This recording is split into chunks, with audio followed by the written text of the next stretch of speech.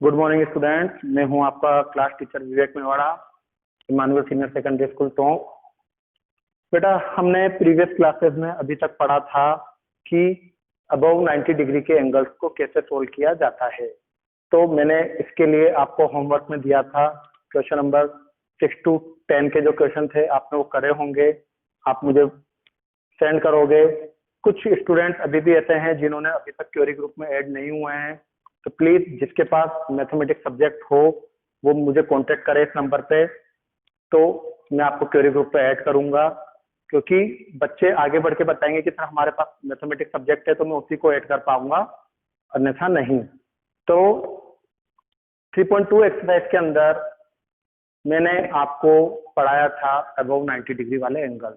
तो आज हम पढ़ेंगे क्वेश्चन नंबर 1 to 5, जो कि आपको दे रखा है, ट्रिग्नोमेट्रिक रेशियो की वैल्यू दे रखी है और आपको बोल रहा है अदर ट्रिग्नोमेट्रिक रेशियो की वैल्यू बताओ।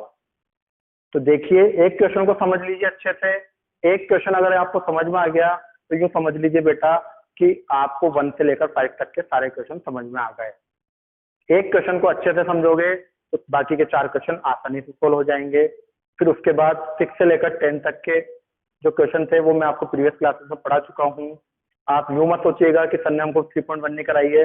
बेटा, मैं टॉपिक के अकॉर्डिंग पढ़ा रहा हूँ। मैंने आपको पहला टॉपिक पढ़ाया था क्वाड्रेंट वाला, तो क्वाड्रेंट वाला टॉपिक से रिलेटेड सारे क्वेश्चन 3.2 में हुए हैं। तो 3.2 के अंदर 2 टाइप के क्वेश्चन हैं। तो प्रीवियस क्लासेस में मैंने आपको टाइप 1 पढ़ा दिया, अबव 90 डिग्री वाले क्वेश्चन, और आज हम पढ़ेंगे क्वाड्रेंट वाले क्वेश्चन। तो मैं आपको क्वेश्चन नंबर 1 एक्सप्लेन करता हूं, आप इसको अच्छे से देखिएगा और इस क्वेश्चन को देखकर आप बाकी के चारों क्वेश्चन होमवर्क में करके मुझे सेंड करिएगा।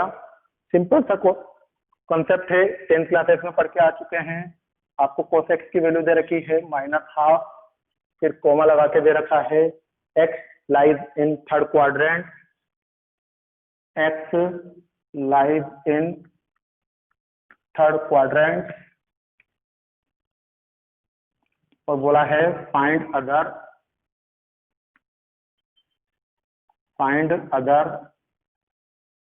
ट्रिग्नोमेट्रिक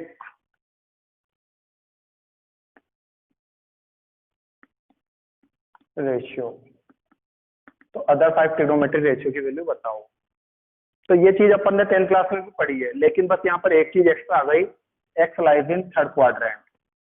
तो सबसे पहली बात यह है, आपको पता होना चाहिए कि थर्ड क्वाड्रेंट में कौन सा आंसर पॉजिटिव होता है। हमको पता है, हमने थर्ड क्वाड्रेंट पढ़ा है। आप पेज पलटिए और क्वाड्रेंट वाला टेबल देखिए, मैंने सारे क्वाड्रेंट के सिंबल बताए हैं। थर्ड क्वाड्रेंट को अगर आपको कंफ्यूजन हो रही है तो इस तरीके से देख लीजिएगा, ASTC। तो थर्ड क्वाड्रेंट में T आ रहा है, मतलब 10 और 10 का रेसिप्रोकल कोट। ये 2 वैल्यू पॉजिटिव होती है, बाकी सारी नेगेटिव होती है। इसको आप माइंड में रखिए। 10 और कोट पॉजिटिव होता है, बाकी सब नेगेटिव होता है। तो देखिएगा, अब आपको करना क्या है।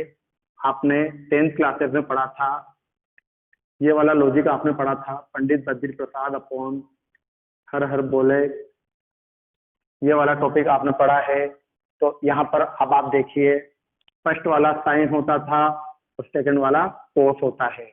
तो आप यहाँ पर कोस की वैल्यू क्या लिख दोगे, B/H। क्लियर है स्टूडेंट पहली बात। अब आप यहाँ पर वैल्यू को कंपेयर कर लीजिए, B की वैल्यू -1 आ रही है और H की वैल्यू 2 आ रही है। कंपेयर करा और कंपेयर करके आपने B और H की वैल्यू को यहाँ पर लिख दिया, B बराबर -1, H बराबर 2। बची कौन सी वैल्यू, परपेंडिकुलर। तो परपेंडिकुलर आपने पाइथागोरस थ्योरम में पढ़ा है, H का स्क्वायर माइनस B का स्क्वायर होता है। परपेंडिकुलर क्या होता है, H² माइनस B स्क्वायर। तो आपने जब यहाँ पर H की वैल्यू पुट करी 2 और ये होल स्क्वायर लगाया, माइनस की जगह माइनस, B की वैल्यू रखी -1, होल स्क्वायर की जगह होल स्क्वायर लगाया, तो कितना हो गया, 2 का स्क्वायर हो गया 4, माइनस की जगह -1 का स्क्वायर होता है +1, तो 4 में से 1 माइनस करा तो √3। तो आपको परपेंडिकुलर की वैल्यू कितनी मिल चुकी है, 3। तो अब आप सारी वैल्यू को तरीके से यहाँ पर लिख लीजिए। परपेंडिकुलर मिला आपको √3, बेस है आपके पास सॉरी, एक बात ध्यान दीजिएगा, यहाँ पर नेगेटिव या पॉजिटिव जो भी सिंबल आए ना, आपको जब आप यहाँ पर लिखो तो आपको सिंबल को नहीं लेना है। इस बात का आपको ध्यान देना है कि आप जब यहाँ पर लिख रहे हो तो आपको नेगेटिव या पॉजिटिव जो भी दे रखा है आपको उसको इग्नोर करना है, बस आपको नंबर लेने हैं। तो बेस हो गया 1 और हाइपोटेनस हो गया 2। तो परपेंडिकुलर का फॉर्मूला पता है, एच की वैल्यू 2, बी की वैल्यू 1। तो 2 का स्क्वायर 4, 1 का स्क्वायर 1, 4 में से 1 करा तो 3, है ना। इस बात का आप जब ध्यान दीजिएगा, जब आप नंबर यहाँ पर लेओगे, जो भी क्वेश्चन दे रखा है आपको उसका जब आप लिखो ना फॉर्मूला, तो वहां पर सिंबल नहीं लेना है, इस बात का ध्यान रखना। तो बेस कितना हो गया 1 और हाइपोटेनस कितना हो गया 2। इस तरीके से आपको परपेंडिकुलर, बेस और हाइपोटेनस तीनों पॉजिटिव लिखने हैं। एक भी चीज नेगेटिव नहीं होनी चाहिए, इस बात का ध्यान देना। अगर नेगेटिव दे रखा है तो अभी उसको इग्नोर मारो, आपको पॉजिटिव का नंबर ही लेना है। अब 10th क्लासेस में हमने पढ़ा था कि साइन थीटा बराबर होता है P/H। तो देखिए परपेंडिकुलर की वैल्यू √3 है और H की वैल्यू 2 है, लिख दिया। cos थीटा होता है B/H, तो B की वैल्यू 1 है और H की वैल्यू 2 है। tan थीटा होता है P/B, तो परपेंडिकुलर √3 है और बेस 1 है। चौथा होता है cos थीटा होता है B/P, तो बेस की वैल्यू 1 है और परपेंडिकुलर की वैल्यू √3 है। Sine cos tan cot 1/sec theta, sec theta यहाँ से देखा H/B होता है, ये H/B लिखा, तो H की वैल्यू दे रखी है 2 और B की वैल्यू दे रखी है 1। और लास्ट बचा कोसेक थीटा, कोसेक थीटा की वैल्यू होती है H/P, तो हाइपोटेनस दे रखा है आपको 2 और P दे रखा है √3। तो इस तरीके से आप सारे वैल्यू आप 10th क्लासेस में पढ़ के आए थे ट्रिग्नोमेट्रिक रेशियो के। बस अब बात यहाँ पर, मैंने क्वेश्चन में क्या बोला, सारी चीज 10th क्लासेस की है, बस 11th क्लासेस का यहाँ पर क्या है एक्स्ट्रा वर्क, कि यहाँ पर दे रखा है x lies in third quadrant, है ना। मैंने यहाँ थीटा लगा दिया, कोई बात नहीं, आप एक्स लगा दीजिएगा थीटा, क्योंकि क्वेश्चन में एक्स दे रखा है। तो क्वेश्चन में थीटा की जगह पर एक्स लगा देना, क्योंकि मुझे 10th क्लासेस का थीटा याद रह गया, लेकिन इस क्वेश्चन में एक्स वर्ड दे रखा है तो ये एक्स लग गया। तो अब मैंने आपको लिखाया है थर्ड क्वाड्रेंट। तो अब आपको देखो, ये पूरा प्रोसेस 10th क्लासेस में आप अच्छे से करते थे, बस अब एक्स्ट्रा चीज क्या आ गई, x lies in third quadrant, x lies in third quadrant. अब आपको क्वाड्रेंट पे जाना है और आपको लिखना है थर्ड क्वाड्रेंट पर टेन और कोट, ये दो वैल्यू मैंने आपको पॉजिटिव लिखा रखी है, बाकी 4 वैल्यू कौन सी है, sine theta, cos theta, sec theta और कोसेक थीटा। ये वैल्यू आप देखिएगा मैंने आपको क्वाड्रेंट में नेगेटिव लिखा रखी है। तो जो आपके ये 6 आंसर आए हैं, इसमें आपको साइन, कोस, सेक और कोसेक के आगे नेगेटिव साइन लगाना है। तो देखिए साइन, कोस, सेक और कोसेक के आगे नेगेटिव साइन लगाना है, क्योंकि साइन, कोस, सेक और कोसेक, साइन, कोस, सेक और कोसेक थर्ड क्वाड्रेंट के अंदर नेगेटिव होते हैं, बाकी टेन और कोट पॉजिटिव होते हैं।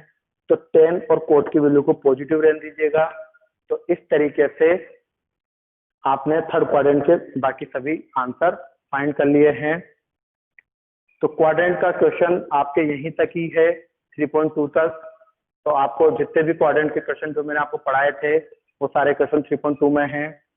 मैंने आपको क्वेश्चन नंबर 1 को एक्सप्लेन करा है, अब क्वेश्चन नंबर 2, 3, 4, 5 ये आपका होमवर्क है, और आपको इसी तरीके से सारे नंबर लिखने हैं, सारे फॉर्मूले लिखने हैं, सारे वैल्यू लिखनी है। पहले पॉजिटिव बना के लिखिएगा सब चीजों को, फिर इस तरीके से आप देखिएगा हर क्वेश्चन में आपको क्वाड्रेंट भी गिवन होगा। तो जो क्वाड्रेंट दे रखा होगा, मैंने आपको चारों क्वाड्रेंट के जैसे बता रखे हैं कि कौन पॉजिटिव और कौन नेगेटिव है। तो जो चीज नेगेटिव हो उसके आगे नेगेटिव का सिंबल लगा देना, और जो चीज पॉजिटिव हो वो पॉजिटिव रहने देना। तो इस तरीके से आपको 3.2 पूरी कंप्लीट करनी है। क्वेश्चन नंबर 6 से लेकर क्वेश्चन नंबर 10 या 9 जो भी दे रखा है, मैं आपको प्रीवियस क्लासेस में पढ़ा के आ चुका हूँ, एबव 90 डिग्री वाले क्वेश्चन। तो उन क्वेश्चनों को भी आप सेंड करिए। तो 3.2 कंप्लीट होने के बाद अब मैं आपको पढ़ाऊंगा नेक्स्ट ट्रिग्नोमेट्रिक फॉर्मूले के बारे में।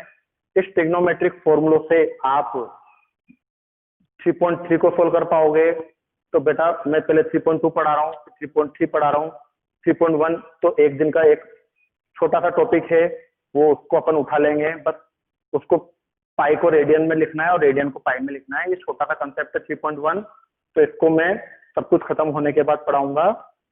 तो आपको अब मैं जो नेक्स्ट क्लासेस में पढ़ाऊंगा वो होंगे ट्रिग्नोमेट्रिक फॉर्मूले। और एक बात ध्यान दीजिएगा बेटा कि ट्रिग्नोमेट्रिक फॉर्मूले तुम्हारे लाइफ में सबसे ज्यादा काम आएंगे, चाहे आपका फिजिक्स सब्जेक्ट हो, चाहे बायो हो, चाहे कुछ भी सब्जेक्ट हो, मैथ्स हो, ट्रिग्नोमेट्री आपके बहुत ज्यादा काम आएगी। दूसरी बात, जो मैं अब ट्रिग्नोमेट्री के फॉर्मूले लिखाऊंगा वो फॉर्मूले आपके एज इट इज पूरी की पूरी 12th क्लासेस में वापस आएंगे।